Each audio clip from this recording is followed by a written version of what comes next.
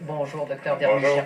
Alors, commençons donc par les petits pots de crème qui peuvent aller de 10 dans les vraiment moins chers à 5, 6, 700 selon les fameux produits miracles dedans. Ça vaut quoi? Disons qu'on n'a pas vraiment besoin de payer 500-600 afin d'avoir un résultat voulu. Et ça dépend qu'est-ce qu'on recherche aussi et de quoi on a vraiment besoin.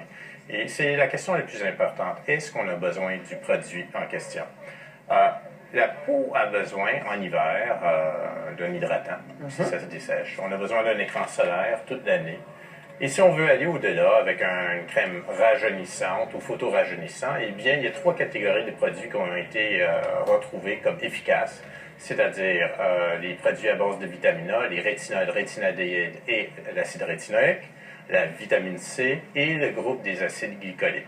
Ceci dit, n'importe qui ne peut pas utiliser ces produits-là. En premier, il faut savoir quel type de peau qu'on a.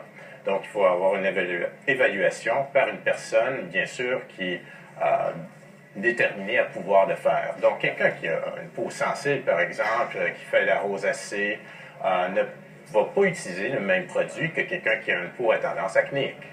Parce que dans un sens, il y a certains produits qui peuvent aider pour l'acné, mais qui peuvent aussi brûler la peau, rendre la peau extrêmement sensible, même pelée. Exact. Il y a des gens pour qui peler en permanence, ça ne les dérange pas. Eux, ils veulent rester jeunes. Est-ce qu'on reste jeune en pelant comme ça? Ce n'est pas nécessaire de peler pour rester jeune. Donc, on peut faire des interventions plus agressantes au bureau pour peler davantage. Mais les produits qu'on utilise à la maison vont quand même restructurer la peau sans peler la peau. Si ça pèle, ça veut dire que c'est déjà trop fort. Ah, donc c'est pas bon. Non, c'est pas bon. Bon, d'accord. Maintenant, une chose absolument époustouflante. Notre recherchiste, tout à l'heure, en préparant l'entrevue, fouillait sur le web et a trouvé une crème volumisante pour les seins. Est-ce qu'il y a des gens qui croient à ça? Mais puis avec des photos là, assez révélatrices. Encore là, il faut faire attention. On peut trouver beaucoup de choses sur le web. Oui. Et pourquoi que ce soit les crèmes rajeunissantes, que ce soit les crèmes volumisantes, avec Google ou un autre moteur de recherche, on peut retrouver beaucoup d'informations. Mais il faut bien trier l'information aussi, pas croire à tout ce qu'on peut lire, et d'aller peut-être sur les sites plutôt scientifiques où il y a eu des études.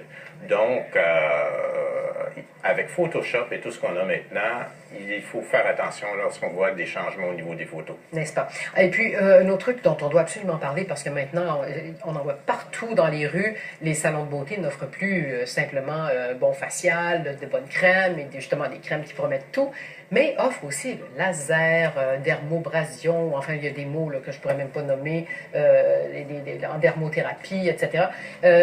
Il y a un quotidien récemment qui faisait un document assez intéressant là, sur le fait que les gens se font brûler par le laser, les gens font vraiment briser le visage. Oui.